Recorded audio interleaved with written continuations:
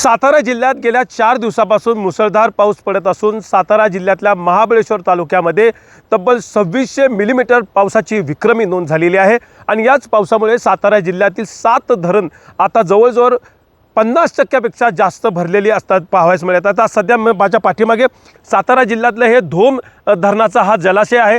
धोम धरणाच्या जलाशयामध्ये तब्बल एकंदरीतच 13 TMCचा पाणीचा साठा असताना या धोम धरणामध्ये 60 TMC पाणीसाठा झालेला आहे.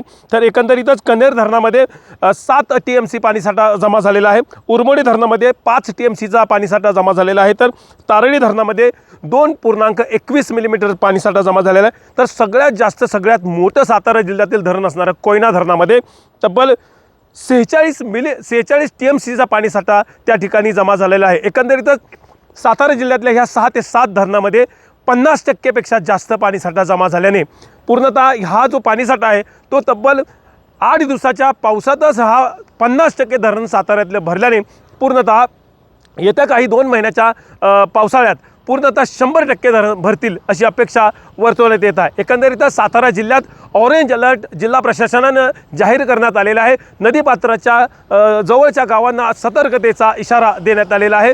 सातारा जिल्ह्यात पश्चिम घाट आणि घाट माथ्यावर जो पडणाऱ्या पावसामुळे जनजीवन मात्र पूर्णतः विस्कळीत झालेले आहे. इम्तियाज मुजावर, लोकशाही मराठी, सातारा. लोकशाही मराठी ऐका, पहा, जागरूक रहा.